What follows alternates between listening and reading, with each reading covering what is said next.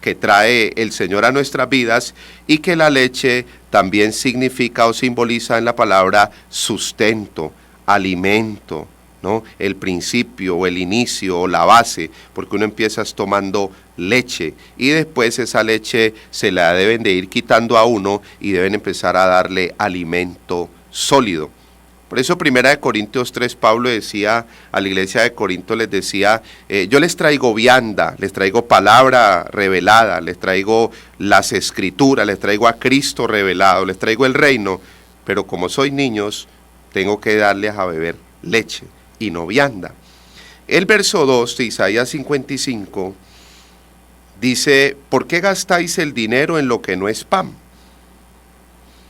Y vuestro trabajo en lo que no sacia. O sea, habla de gastar pues nuestros ingresos en cosas que no nos van a edificar. Y dice, oídme atentamente, comed del bien y se deleitará vuestra alma con grosura. Cuando Dios lo llama a uno y uno está atento a la voz de Dios, uno está atento a la visitación de Dios, porque yo estoy convencido que a través de este programa es una visitación de Dios para muchos ministros. Yo sé que nos escuchan pastores, líderes, y es una visitación. Uno tiene que estar atento a la voz de Dios, al mover de Dios, al propósito de Dios en nuestras vidas. Y habla de comer del bien. O sea, está hablando de ese mensaje, esa palabra viva, esa palabra fresca. Y sigue diciendo el verso 2, y se deleitará vuestra alma con grosura. Que uno se empiece a deleitar en la palabra de Dios. La palabra de Dios tiene que ser un deleite para los ministros, para los líderes, para la iglesia en general. La iglesia, la palabra de Dios tiene que dejar de ser para la iglesia una carga, una imposición, una obligación leerla. Y entonces tengo que leerla a tal hora, y de tal hora a tal hora. La palabra de Dios tiene que volver un deleite para los hijos de Dios. Por eso decía el salmista, aquí sí me gustaría tocar unos textos en el Salmo 119, solamente los voy a decir, el Salmo 119, que es un salmo dedicado a la palabra de Dios, que el hombre que escribió este salmo, sea David o quien lo haya escrito, fue un hombre extraordinario, un hombre que amó la palabra de Dios. El Salmo 119 es el salmo más largo, es el poema, es la canción más larga que hay en los salmos, es el capítulo más extenso de las escrituras y está dedicado a la palabra de Dios, a las sagradas escrituras, a la Biblia. Está dedicado al mismo Dios, que es esa palabra viva. Dice el Salmo 119, 14, dice el Salmo 119, 14, me he gozado en el camino de tus testimonios más que toda riqueza. O sea, yo podría confrontarme esta mañana y decir por las escrituras, ¿será que yo me gozo más estudiando la palabra de Dios que encontrar muchas riquezas que son pasajeras, que son vanas, que las riquezas sí dañan al ser humano y son malas en la cabeza, pero que las riquezas bajo gobierno son una bendición de Dios? Porque es que el lugar del dinero y de la riqueza no es la cabeza, porque daña al ser humano como dañó a Jesse. Y Jesse fue dañado porque tenía el dinero en la cabeza, pero a los apóstoles no les dañó porque el dinero estaba en los pies, lo tenían bajo gobierno. Las riquezas en la cabeza dañan porque dañaron al joven rico, dañaron al otro loco que decía, alma mía, come y bebe. Yo miro un ejemplo hablando de ese tema, que es un tema también bien necesario en este tiempo. Yo miro la figura de Zaqueo. Zaqueo era un hombre que tenía el dinero en la cabeza, y cuando Zaqueo tenía el dinero en la cabeza tumbaba a la gente, engañaba a la gente, cobraba más los impuestos. Pero un día el Señor Jesucristo le visitó. Un día el Señor, sin juzgarle, sin condenarle, se sentó con él a comer, y la misma justicia de Dios en Cristo hizo que Zaqueo se arrepintiera. Se le bajó el dinero de la cabeza a los pies, y Zaqueo empezó a gobernar su dinero, y lo primero que hizo fue, hagan una fila, a todos los que he robado, hagan una fila, que les voy a dar 4 veces más de lo que yo les he quitado. Ese es el lugar, pero yo quiero hablar de una riqueza más grande que tu casa, que tu carro, que es linda, que tienes que disfrutarlo, y es la riqueza de la palabra de Dios. Por eso Mateo 4:4 decía el Señor, no solo de pan vivirá el hombre, no solo de lo natural, sino de toda palabra que sale de la boca de Dios. Dice el verso 72, el Salmo 119, 72, dice: mejor me es la ley de tu boca que millares de oro y plata. O sea, mejor es la palabra que sale de la boca de Dios que millares, que montones de oro y de plata. Uno tiene que ser muy sincero, muy equilibrado, muy espiritual, muy genuino y muy verdadero para decir: yo amo más la palabra de Dios que el dinero. Yo amo más la palabra de Dios. Es que hoy yo quiero decirte a toda la amable audiencia que la riqueza más grande, el tesoro más grande que tú tienes en tu casa es la palabra de Dios, es la Biblia, es la sabiduría superior, es el consejo divino, es esa palabra verdadera. Por eso vamos a leer otros dos versículos. Dice el Salmo 119, 127. El propósito de este programa, y en especial este mes, que es el mes de la Biblia, que es el mes de las Sagradas Escrituras, que es el mes donde recordamos la reforma de Martín Lutero, donde por la palabra de Dios y por la sola Escritura, Dios usó estos reformadores para sacar a la iglesia de un estado de esclavitud, de religiosidad, de engaño, de mentira, con la sola Escritura. Hombres que amaban la palabra de Dios, que nos dejaron un legado y que estamos también conscientes de que cada generación ha necesitado reformadores, hombres que nos lleven más allá, hombres que nos lleven a crecer en estas verdades, hombres que nos lleven a esas glorias postreras que hablan las Escrituras en Ageo 2:9, la gloria postrera es Cristo. Hombres y mujeres que nos lleven, como dice 2 Corintios 3:18, de gloria en gloria, de gloria en gloria. Y esas glorias son esas verdades que cada día el Espíritu está destapando a su iglesia para que las disfrute, para que las comparta, para que pueda caminar convencido de las verdades de su palabra. Dice el Salmo 119, 127, dice las Sagradas Escrituras: por eso he amado tus mandamientos, más que el oro y más que el oro muy puro. Quiero reiterar, la riqueza más grande que tú tienes en tu casa son las Escrituras, es la palabra de Dios. No hay tesoro más grande, porque es que este es el que te transforma, este es el que te sacia, el que te llena, el que te limpia. Este tesoro es el que te ayuda a recuperar la identidad, el que te lleva a conocer a Dios. Por eso decía Jeremías en el capítulo 9, verso 23 y 24, decía Jeremías: no se alabe el sabio en su sabiduría, no se alabe el valiente en su valentía, no se alabe el rico en sus riquezas. Si alguno se quiere alabar, si alguien se quiere sentir pleno, completo, satisfecho, lleno, equilibrado, es en entender y conocer el Señor, que es Dios, o al Señor, que es Dios. Esa es la riqueza más grande que tú puedes tener en tu casa. Yo estoy muy inquieto en algo, y es que nosotros somos la generación más privilegiada. De todas las generaciones que han pisado este mundo y esta tierra, somos la más privilegiada. Somos la generación que nos tocó el mejor tiempo, el tiempo anhelado por los profetas y por los ángeles. Somos la generación que Dios nos entregó el mejor vino, el último tiempo, el tiempo del avivamiento. Pero avivamiento no es ruido, avivamiento es transformación, avivamiento es reino, avivamiento es gobierno, es vidas y hogares, jóvenes transformados. Avivamiento es ver a la gente en la calle viendo a Cristo en la vida de nosotros los cristianos. Y las evidencias del Espíritu igualmente, y las evidencias de los dones también igualmente, pero la prioridad es la transformación de vidas, es el cambio de vidas. Y yo miro que somos la generación que tenemos todas las versiones de las Biblias habidas y por haber. Tenemos todas las Biblias de estudio habidas y por haber. Tenemos los medios de comunicación, tenemos todos los medios de la internet, tenemos la radio, la televisión, el iPod, el MP4, MP5, tenemos todas las herramientas necesarias para ser el pueblo más entendido de las verdades de la palabra de Dios. Tenemos programas en nuestros computadores como el Word, donde lo podemos abrir y encontramos 50 versiones de la Biblia con solo hundir un clic. Y parece ser que somos la generación que estamos más lejos de las verdades de las Escrituras.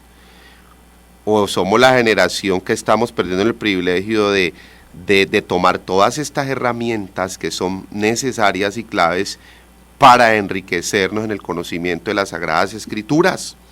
Entonces hoy con solo un clic yo puedo bajar un mensaje de X o Y persona cuando yo debo de sacar el tiempo a estudiar la palabra de Dios. Cada pueblo tiene su cultura, su idiosincrasia, y un mensaje para Miami no me sirve a mí para Cali ahora. Y no estoy diciendo que no podemos edificarnos unos a otros. Es ir a la palabra. Ese es el propósito de este programa, Verdades que Transforman. Es cada día llevarte, traerte, confrontarte, empujarte hacia las Sagradas Escrituras. El último texto que quiero leer está en el Salmo 119, 162. Y esto tiene que tener uno de verdad mucho amor para poder hacer de estas verdades, de estos textos bíblicos, hacerlos verdades en nuestras vidas. Tiene que tener uno mucho amor. Dice el Salmo 119, 162, dice: me regocijo en tu palabra, como el que haya muchos despojos. Se habla de que uno debe alegrarse en la palabra, como el que haya muchos despojos, como el que se encuentra un tesoro. Yo quiero en esta misma línea de pensamiento, porque la verdad yo hoy no quería tocar tanto el ministerio de Cristo, porque yo sé que gran parte de la audiencia no nos escuchó el miércoles, nos estuvieron llamando también para sembrarles el estudio, los 2 estudios pasados. Entonces yo sí quisiera dejar ese tema para el miércoles, el del ministerio de Cristo, que es el ministerio de la palabra. Empecé por Isaías. Estamos en un programa de enseñanza donde estamos enseñando la palabra de Dios. Entonces yo quiero seguir con esta misma línea de estudiar Isaías hoy. Y el que estamos estudiando, Isaías capítulo 55, verso 1 al 4, ahora miraremos otro texto más. Pero después de mirar los salmos, o el Salmo 119, y estos textos que hablaban de que la palabra de Dios es el mayor tesoro, yo quiero que leamos Josué capítulo 1, desde el versículo, podríamos leerlo desde el versículo 6. Josué capítulo 1, leámoslo desde el versículo 6.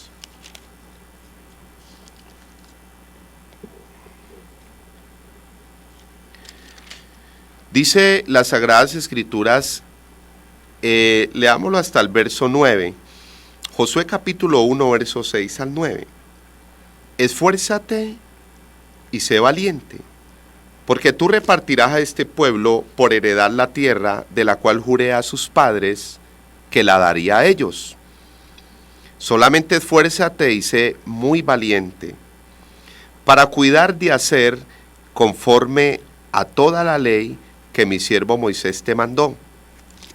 No te apartes de ella ni a diestra ni a siniestra, para que seas prosperado en todas las cosas que emprendas.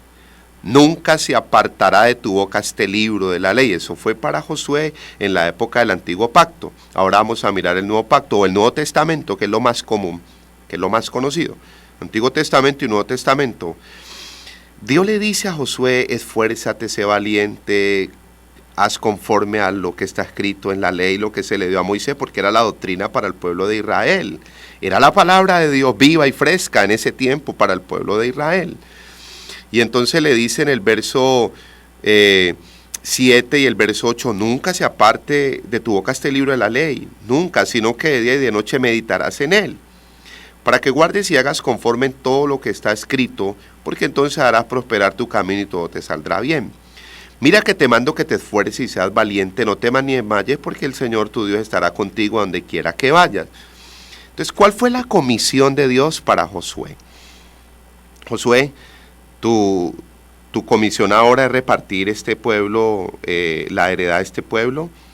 Necesito que tengas sabiduría superior.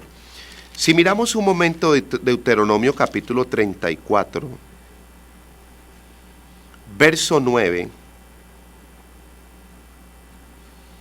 dice las Sagradas Escrituras: y Josué hijo de Nun fue lleno del Espíritu de sabiduría porque Moisés había puesto sus manos sobre él y los hijos de Israel obedecieron y hicieron como el Señor mandó a Moisés.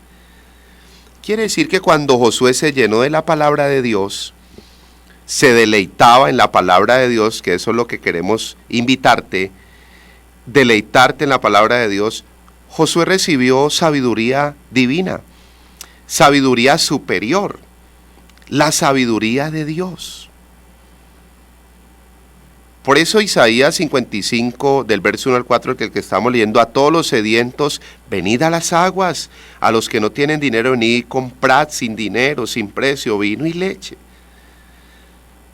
Ese es el llamado de Dios de regresar a la palabra, ser el pueblo del libro, el pueblo de las escrituras. Vamos a mirar, como les dije en esta misma línea de pensamiento, Proverbios 14:6. Es que tenemos que dejar esa cultura de Tesalónica antes de ser formada y de madurar. La cultura de Tesalónica, ahora lo miramos en las escrituras, era una cultura que no estudiaba la palabra de Dios, que no se dejaba enseñar en la palabra de Dios. Por eso el apóstol Pablo hace un paralelo entre dos culturas, la de Tesalónica y la de Berea, porque la cultura de Berea era una cultura que estudiaba y escudriñaba las escrituras, era una cultura más noble, más entendida, más sabia que los de Tesalónica.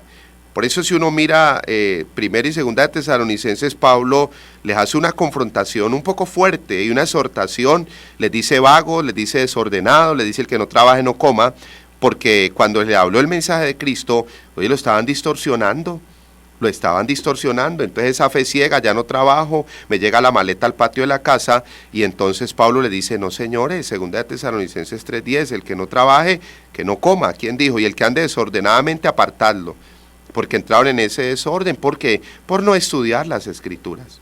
Proverbios 14:6 dice, busca el escarnecedor la sabiduría y no la halla, o sea, el insolente, el soberbio. Mas al hombre entendido, la sabiduría le es fácil. El hombre y la mujer entendida, la sabiduría de la palabra de Dios. Primera de Corintios 1:24 dice, Cristo, poder y sabiduría de Dios, le es fácil.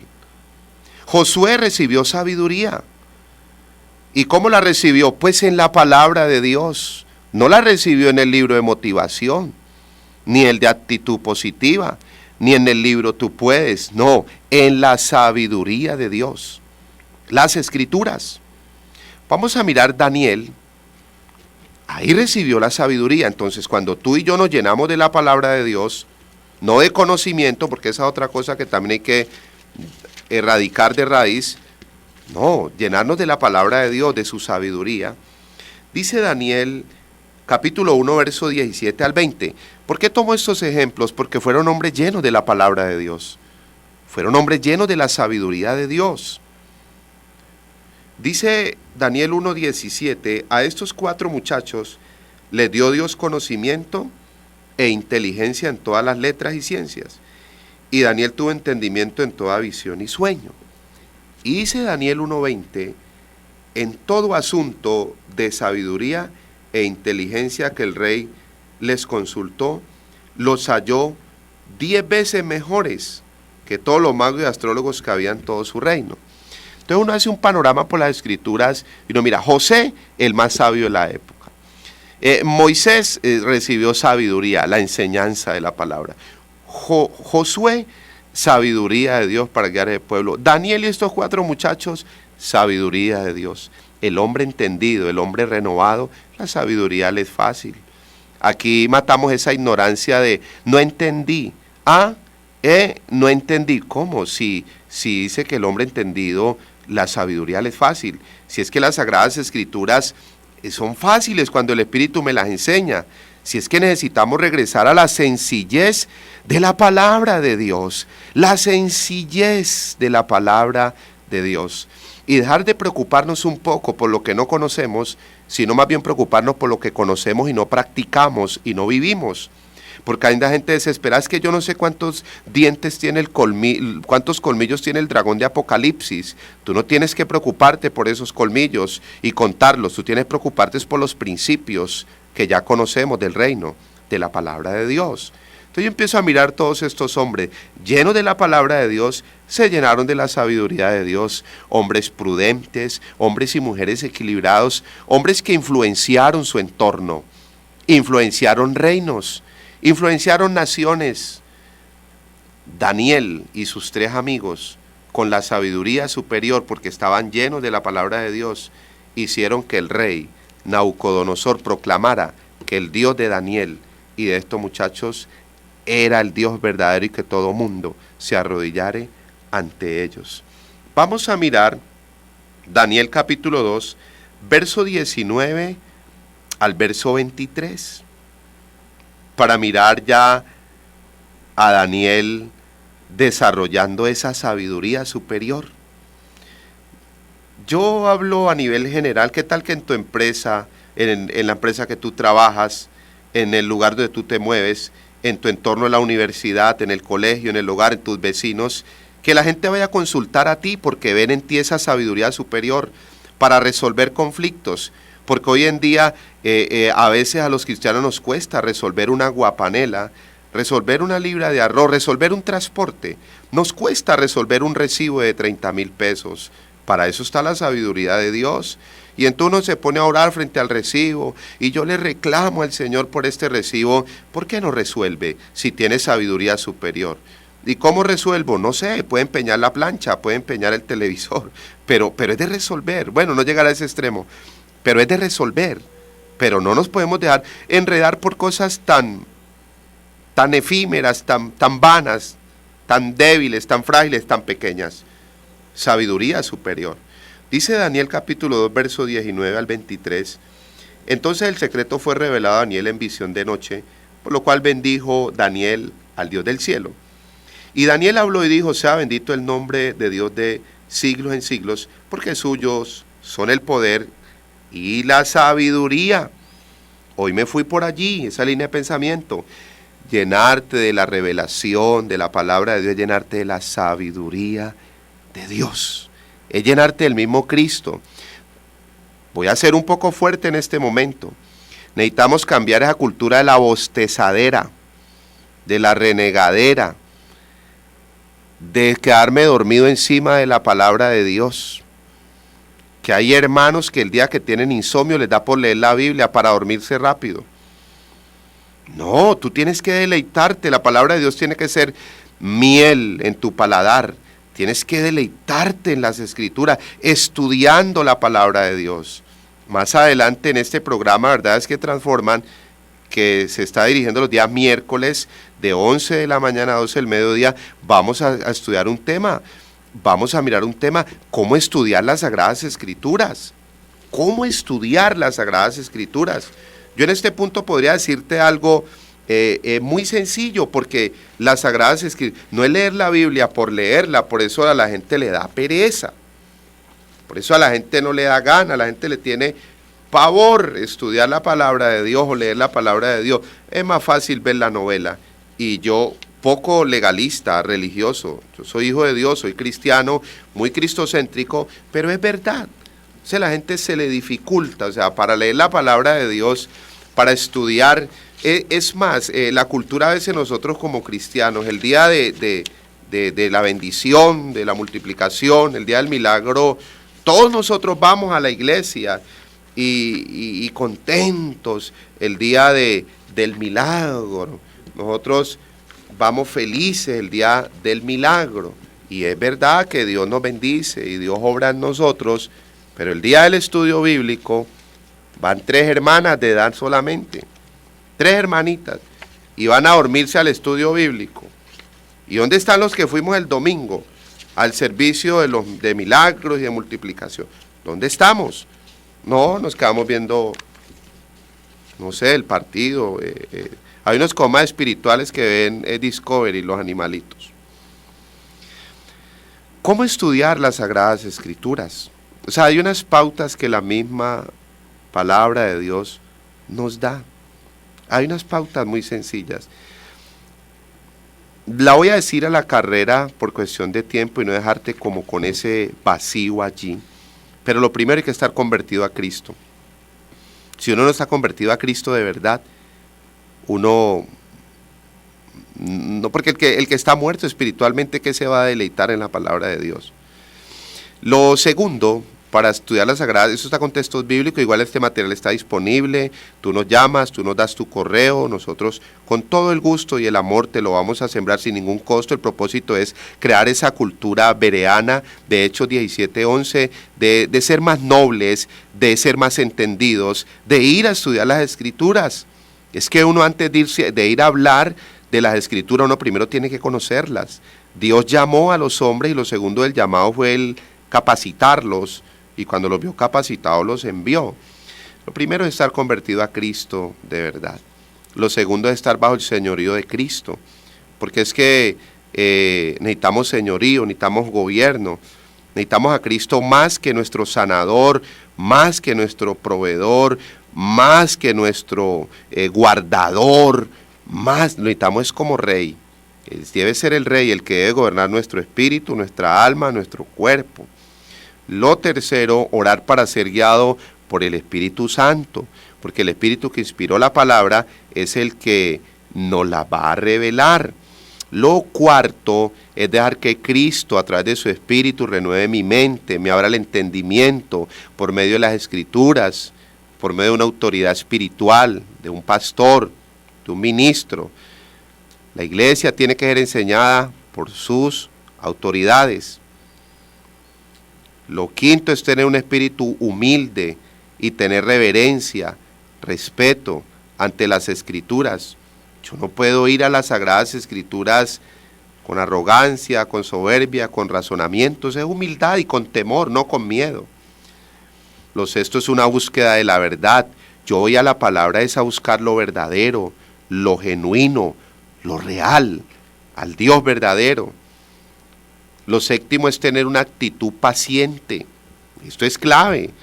O sea, hay que tener una actitud paciente porque la gente va a leer la Biblia a la carrera, bostezando, se le caen los ojos, las pestañas, las cejas cuando va a leer la palabra de Dios. No, tú tienes que deleitarte.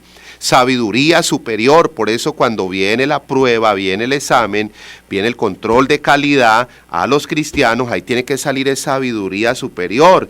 Pero uno se llena, hermano, de tanta novela, tanta película, tanta cosa de este mundo, aún nosotros los cristianos, y bueno, eso está bien de que usted con gobierno pueda dar su programa que le guste, un hito, pero llenarnos de tanta basura, entonces el día del examen, ¿qué va a salir? ¿Qué va a salir? No sé, ¿qué es lo que va a salir de nuestras vidas? A algunos les saldrá lo que tiene en su mente, lo que tiene en su mente. Entonces hay que tener una actitud paciente. Tú tienes que buscar un espacio en tu vida, en el diario, caminar un espacio de quietud. Tú vas a leer la palabra de Dios, sea un versículo, pero lo vas a estudiar, lo vas a estudiar. Nosotros empezamos hoy con Isaías 55 y mire que de un solo versículo a dónde íbamos. Los sedientos nos llevó a Amós, las aguas nos llevó a Juan, y tú con un solo versículo te puedes deleitar estudiando la palabra de Dios. Lo octavo es poner a un lado los conceptos preconcebidos a la hora de estudiar las Sagradas Escrituras. Tal vez esas cosas, tradiciones y cosas de hombres que yo... Buscar en el estudio de las Sagradas Escrituras que Cristo sea formado en nosotros, no llenarnos de conocimiento, porque eso es otro error. O sea, llenarme de versículos bíblicos, y volverme un recitador bíblico, y es que yo ya me lo sé todo. No. Es que Cristo sea formado. Para estudiar las Sagradas Escrituras, ya hablando un poquito más a nivel de seminario, a nivel teológico, a nivel ministerial, es tomar en cuenta la cronología de las Sagradas Escrituras. Es saber el orden en que los libros de la Biblia fueron escritos. Esto te va a llevar a ubicarte bien doctrinalmente.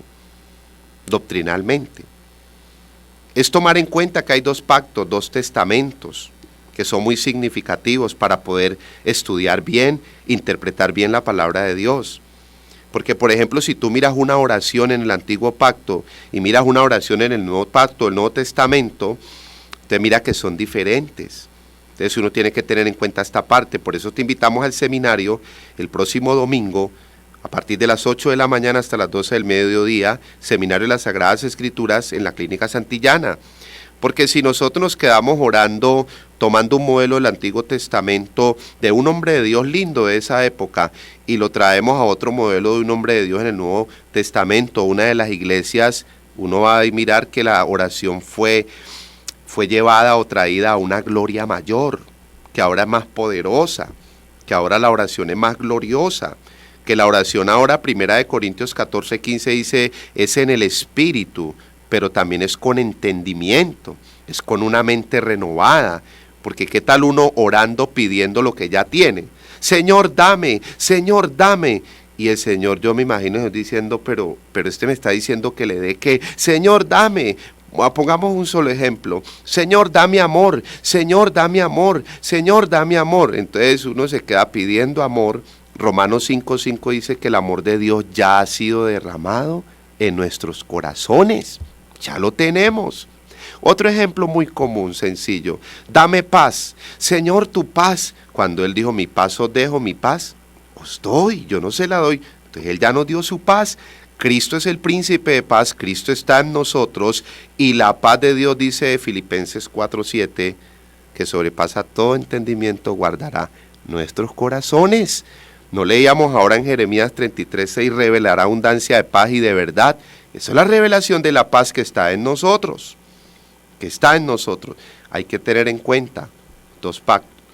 Hay que tener en cuenta también el cumplimiento de las profecías de Cristo. Es mirar, porque es que yo no puedo quedarme con el anuncio, porque si ya Cristo ha cumplido algunas cosas, entonces yo tengo que disfrutarlas, tomar en cuenta los rasgos culturales, religiosos, el contexto histórico, la época. Ya yo les dije que esto a nivel de instituto bíblico, a nivel de seminario, ya esto tiene que ver con hermenéutica bíblica, que es la interpretación correcta de las escrituras. Yo sé que hay una audiencia sedienta de estudiar la palabra, cada día profundizar un poquito más. Más adelante en otros programas, el primer día lo dijimos, vamos a estar hablando más a fondo de todas estas verdades, ¿no? Hay otro punto que es clave y es no formar doctrinas de versículos aislados, o sea, sacar textos fuera de contexto nos puede llevar a un error pues, doctrinal. El propósito del programa, de verdad, es llevarnos a la palabra, conducirnos a las verdades de las Sagradas Escrituras. Nuestro interés como ministerio no es otro sino que seamos esa cultura que ama a Dios y que ama la palabra de Dios. Yo voy a leer un texto del Nuevo Testamento, del Nuevo Pacto, porque leí unos modelos del Antiguo, y es 2 de Timoteo 2:15. 2 de Timoteo 2:15, y voy a cerrar con otro texto para afirmar una verdad que es muy necesaria en este tiempo. 2 de Timoteo 2:15. Procura con diligencia presentarte a Dios aprobado. Esto nos hace recordar cuando Dios le dijo a Josué, mira que te mando que te esfuerces y seas valiente, ¿no? Aquí ya Pablo le dice a Timoteo, ese es otro tema a tratar, es el tema de los tiempos de Dios, de las manifestaciones de Dios, del obrar de Dios. A mí me deja inquieto algo, y es que todos estos modelos de transición, todos estos modelos de cambio, de llevar Dios a su pueblo de una gloria a otra, a mí me impacta ver el obrar de Dios sin caer en el error de que Dios hace acepción de personas, sino que Dios es Dios de propósitos. Yo veo aquí involucrado a muchos jóvenes, pero esto es de sanamente poder enseñarlo, ¿no? Esto es un tema de legado, de legar el propósito de Dios, que siga su curso. Moisés, la transición a Josué. Moisés le dio el legado a Josué. Moisés tenía el mapa para traer al pueblo hasta la entrada de la tierra prometida. Moisés no tenía el mapa para llevar al pueblo a la tierra prometida y repartirles la tierra. No, Moisés sabía que el propósito de Dios en su vida era hasta allí, ahí hasta el monte que Dios le llevó y le mostró la tierra prometida. Pero la transición aquí, el cambio a una gloria mayor, que eso es lo que Dios quiere para su pueblo, llevarnos cada día a glorias mayores, el mapa lo tenía era Josué. Podemos verlo en Elías y Eliseo, en Elí, Samuel, lo podemos ver en Pablo y Timoteo. Entonces Pablo en 2 Timoteo ya escribe y él está preso. 2 Timoteo 4:9, perdón, 2 Timoteo 2:9, bueno, 2:7 al 9, para hablar, pues parte de lo que estamos hablando. Todos esos textos no están ajenos al tema de las Sagradas Escrituras. 2 Timoteo 2:7 dice la Escritura: considera lo que digo y el Señor te dé entendimiento en todo. O sea, Pablo está diciendo que el Señor te dé entendimiento. El 9 dice: el cual sufrió penalidades hasta prisiones de modo de malhechor. Pablo aquí estaba preso, ya iba a morir. Mas la palabra de Dios no está presa. Pablo le decía a Timoteo: yo estoy preso, a modo de malhechor, o sea, como un malhechor, como un malvado, pero la palabra de Dios no está presa. Pero en el 15 le dice: procura con diligencia presentarte a Dios aprobado. O sea, lo que le decía a Dios a Josué: esfuérzate. Aquí también Dios nos manda a esforzarnos, a disponernos, a sacar tiempo. La prioridad de un hombre y una mujer llamada por Dios a un ministerio es la palabra de Dios. Ella no debe ir buscando y él no debe estar buscando afuera, en filosofías, en humanismo, en religiones, en métodos de hombres. ¿Cómo llevar la iglesia? ¿Cómo conducir el pueblo de Dios? Si es que Romanos 12:2 dice: no se conformen a este siglo, a este sistema religioso, político, financiero, como el mundo camina. Ayer vimos una noticia a nivel mundial, porque el capitalismo, que es el sistema de gobierno común de los países ricos, está por el suelo.